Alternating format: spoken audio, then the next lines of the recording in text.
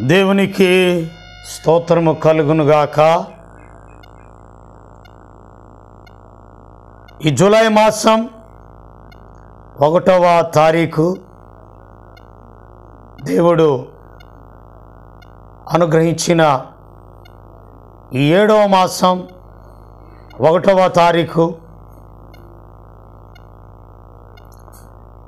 దేవుని వాక్యాన్ని ధ్యానం చేద్దాం.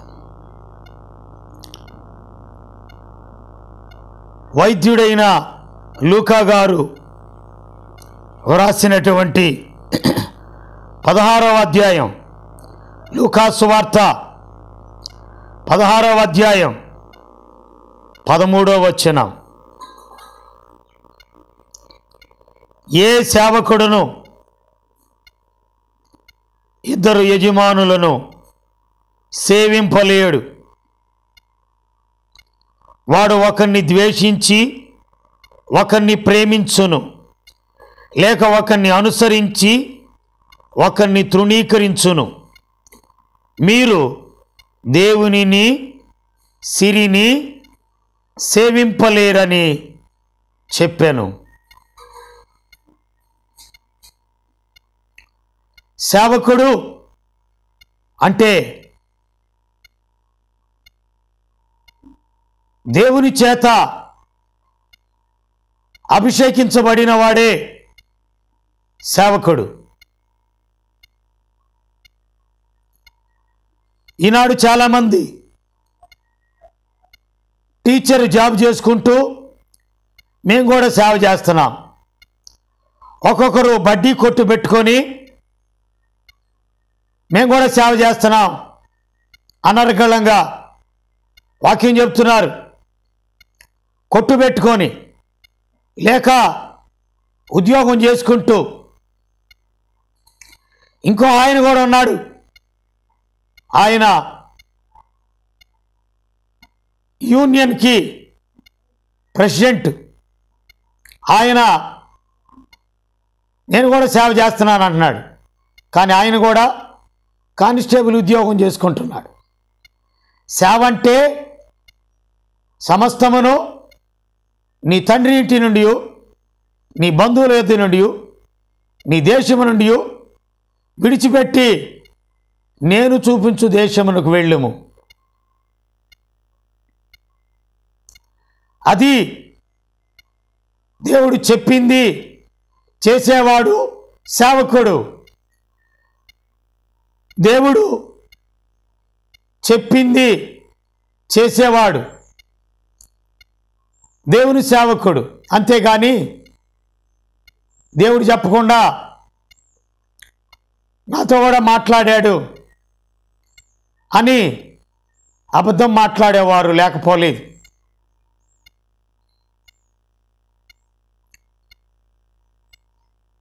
దేవుడు పిలిచిన సేవకుడు అబ్రహాం. దేవుని చేత నా సేవకుడైన యోబు సంగతి ఆలోచించితివా? ఏలియా, నేను నీ సేవకుడనై ఉన్నాననియు ఈ దినమున నా ప్రార్థన అంగీకరించమని ఏలియా కొండల ప్రవక్త. ఏలియా కొండల్లో దేవుని వాక్యాన్ని చెప్పేటటువంటి వాడు. ఏలియా సేవకుడు, యోబు సేవకుడు, అబ్రహాము సేవకుడు. అంతేగాని సేవ చేస్తానని చెప్పి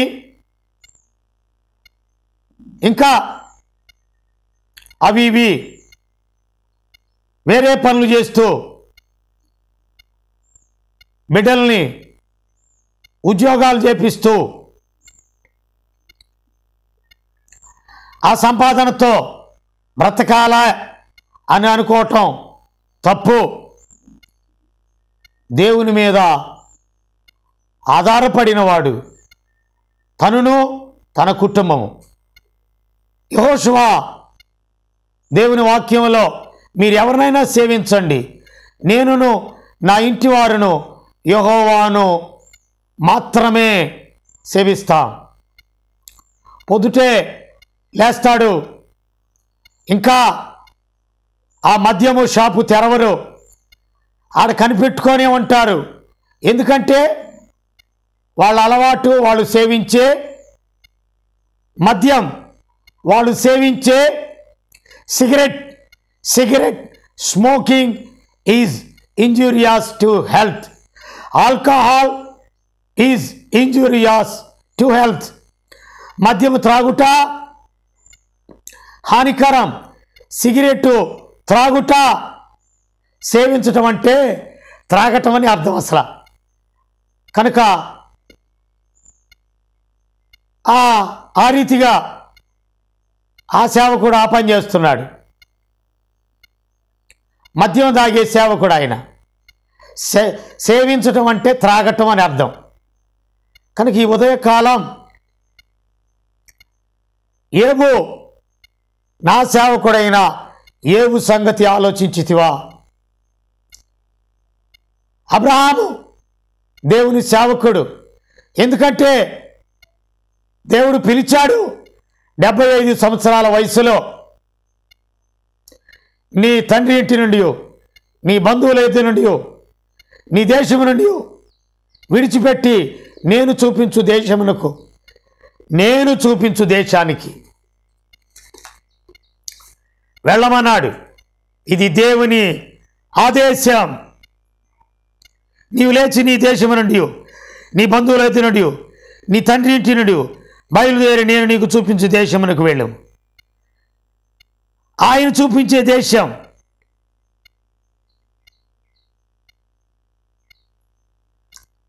కనుక దేవుడు చెప్పింది చేయటమే లక్ష్యముగా, ఒక కర్తవ్యముగా, దేవుడు చెప్పింది చేయటం ఒక లక్ష్యముగా, ఒక కర్తవ్యముగా, ఒక నియమం, ఒక నిఘా. అబ్రహాము దేవుని సేవకుడు. యోబు గ్రంథం 1వ అధ్యాయం 8వ వచనం. అందుకు యెహోవా, నీవు నా సేవకుడైన యోబు సంగతి ఆలోచించితివా? రాజుల గ్రంథం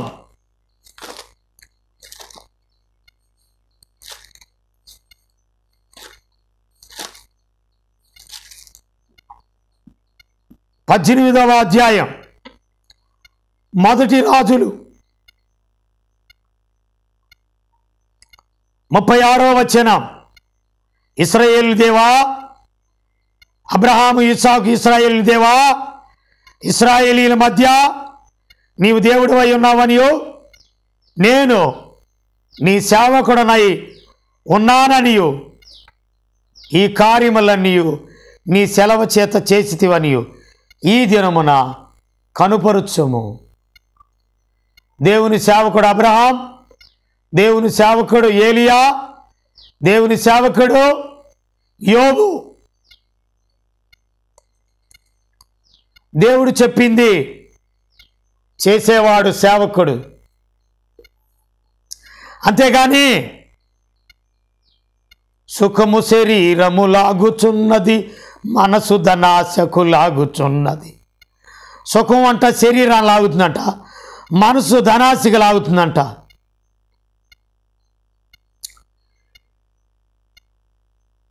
మీరు దేవునిని, సిరిని సేవింపలేరు.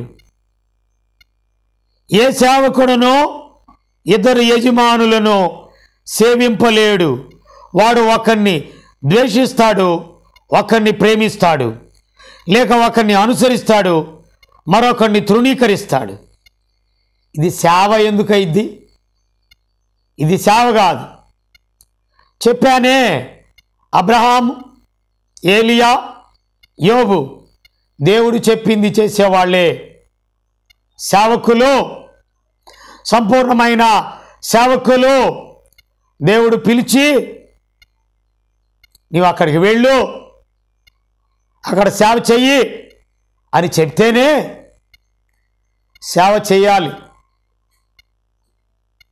లేక నేను ఒక కొట్టు పెట్టుకున్నాను, అనర్గళంగా వచ్చి ఒక వాక్యం మాట్లాడతాను, చేత్తో సిగరెట్లు అమ్మి ఇక్కడ బైబిల్ పట్టుకొని వాక్యం ఎలా చెప్తావు? అంతేకాదు, పిల్లలకి టీచర్ ఉద్యోగం చేసి పాఠ్య పుస్తకాలు సైన్సు, సోషలు, మ్యాథమెటిక్స్ చెప్పి చెప్పి చెప్పి శ్వాసపోతావే, ఎందుకు మళ్ళీ ఇది ఆశ? నువ్వు స్పీకర్వా లేక వీకర్వా? కనుక నువ్వు బోధించేవాడివా లేదా సేవకుడివా? నీవు సేవ అంటే దేవుని మీద ఆధారపడి చేసినటువంటిది సేవ. నువ్వు ఇస్తే తింటాను, చంపితే చస్తాను అని నేను కూడా సేవ చేస్తున్నా అనుకుంటున్నా. కానీ కొంతకాలం మా అమ్మ డ్వాక్రా గ్రూప్ డబ్బులు తీసుకుంది, మా భార్య కూడా డబ్బులు తీసుకుంటుంది, అప్పులు కట్టుకుంటున్నాం. సంపూర్ణ సేవ అంటే అప్పులు తీసుకొని మీటింగ్స్ పెట్టాల్సిన అవసరం లేదు, అప్పులు తీసుకొని మందిరం కట్టాల్సిన అవసరం లేదు. నేనైతే అప్పులు తీసుకొని కట్టలేదు, అప్పులు తీసుకొని మీటింగ్లు పెట్టలేదు. నేను ఒకరికి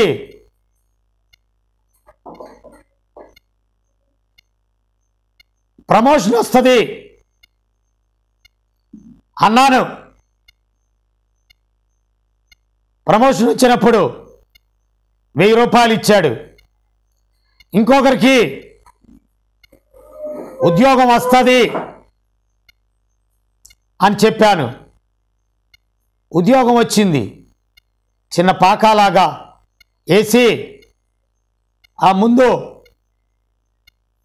అవి బొంగులు, ఆ బొంగులతో అది తీసుకొని బొంగులు కూడా కొనుక్కొచ్చాం. 1000 రూపాయలు ఇస్తే నేను నా భార్య పోయి వేద్దామని అనుకున్నా.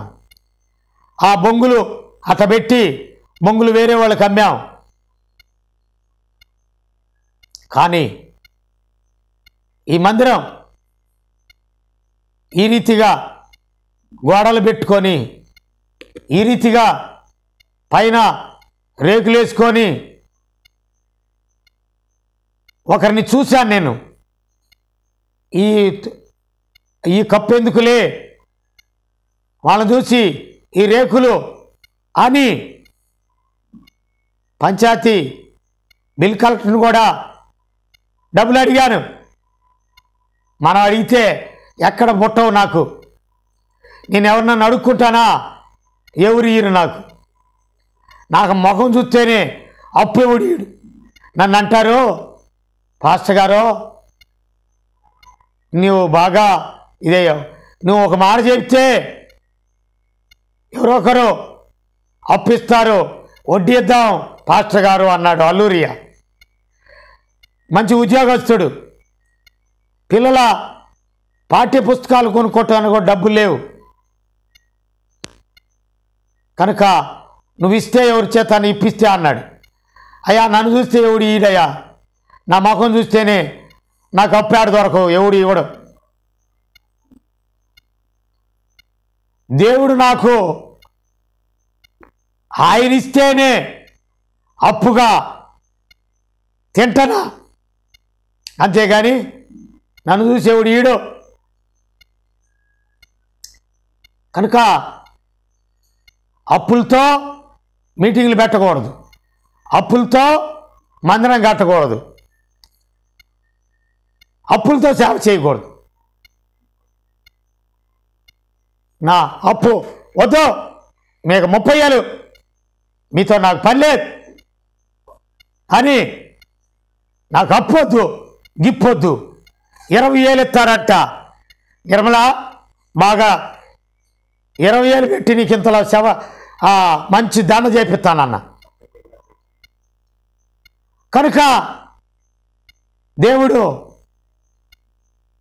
పచ్చడి మెతుకులు చాలు అని, పావలా వడ్డీ వద్దు, పచ్చడి మెతుకులు చాలని మొదట మా తీసేసాం. ఇక మమ్మది ఉంది. మా అమ్మ డ్వాక్రా గ్రూపు, అది కూడా తీసుకోవాలా, మేమే కట్టాలా. ఎప్పుడు ఆమె చేతుల నుండి డబ్బులు కట్టింది లేదు. కనుక అది కూడా మాకొద్దు, నీ గుంపుతో మాకొద్దు అని 30 ఏళ్ళు కట్టేశా. ఇప్పుడు దేవుడు ప్రశాంతంగా ఉంది. నా భార్య నాతో సహకరించింది. వద్దు, ఏ డ్వాక్రా గ్రూపులు వద్దు మనకి, మా తీసేసాంగా. మా అమ్మది ఉంది, మా అమ్మది కూడా కడతా ఉన్నాం. పాపం మాజీ ముఖ్యమంత్రి 2 సార్లు వడ్డీ డబ్బులు వేసాడు, మా డబ్బులు మాకు వచ్చినాయి. 30 ఏళ్ళు. కారణం, దేవుని సేవ అంటే ఒకరిని ప్రేమించి ఒకరిని తృణీకరించటం కాదు. దేవుని సేవ అంటే యజమానులకి ఒకరిని ప్రేమించి ఒకరిని అనుసరించడం కాదు.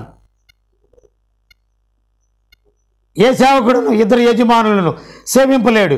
వాడు ఒకరిని ద్వేషించి ఒకరిని ప్రేమించును, లేక ఒకరిని అనుసరించి ఒకరిని తృణీకరించును. మీరు దేవునిని సిరిని సేవింపలేరని చెప్పాను.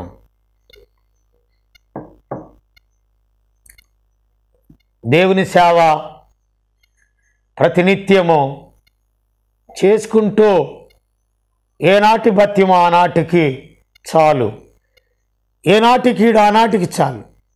ఏనాటి భత్యం ఆ రోజు ఇస్తామన్నాడు, తింటున్నాం. అఫీషియల్గా దేవుడు ఆశీర్వదించాడు, ఉన్నతంగా ఆశీర్వదించాడు, బహుబలంగా ఆశీర్వదించాడు. సేవకుడు అంటే అబ్రహాం, ఏలియా, యోబు, 4వ వ్యక్తిని నేను. ఈ సమయంలో ప్రేమ కలిగిన ప్రియ పరలోకమందున్న తండ్రి, సేవకుడా నీ సేవ ఎంత భాగ్యం అని పాట పాడుతున్నా. నీ భాగ్యం ఎంత గొప్పది.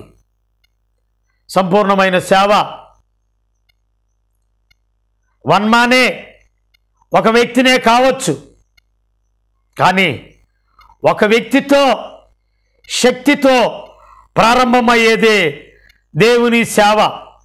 ఒక వ్యక్తి, ఆ వ్యక్తికి శక్తి, శక్తికి భక్తి, అది మూర్తిమంతమై ఉన్నది. ఈ ఉదయకాలం సేవకుల సదస్సుగా ఈ ఉదయకాలం నీవు మాట్లాడిన మాటలు ప్రతి నెల సేవకుల సదస్సు అని పెడతా ఉంటారు.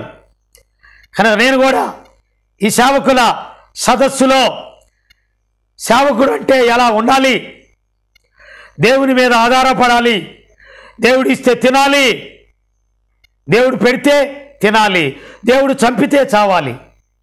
దేవుడు చంపేవాడు కాదు, ఆకలితో చంపేవాడు కాదు. నన్ను ప్రేమించు వారిని ఆస్తికర్తలుగా చేస్తానని వాక్యం సెలవిస్తుంది. నన్ను అప్పగించుకుంటూ మిమ్మల్ని మహింపరుస్తూ నా జీవితంలో ఈ సేవా భాగ్యము ఒక లక్ష్యంగా, ఒక కర్తవ్యముగా, ఒక నిఘాతో, ఒక నీతితో, ఒక నియమంతో చేస్తూ ఉన్నాను. నన్ను, నా భార్య, పిల్లల్ని పోషిస్తున్నా. తల్లి కృతజ్ఞత చెల్లిస్తూ ఏమిచ్చి రుణాన్ని తీర్చగల యేసు క్రీస్తు నామములో స్తుతించి ప్రార్థించి వేడుకొనుచున్నాం పరలోకమందున మా తండ్రి. ఆమెన్. మన తండ్రి అయిన దేవుని ప్రేమ, కుమారుడైన యేసు క్రీస్తు కృప, పరిశుద్ధాత్మనిచ్చే అన్యోన్య సహవాసం ఇప్పుడు ఎల్లప్పుడూ సదాకాలం తోడై ఉండి నడిపించునుగాక. ఆమెన్. God bless you. వాక్యం నచ్చినట్లయితే లైక్ చేయండి, నలుగురికి షేర్ చేయండి, సబ్స్క్రైబ్ చేయండి. దేవుడు మిమ్మల్ని, మీ కుటుంబాలను దీవించి ఆశీర్వదించి బలపరచునుగాక. ఆమెన్.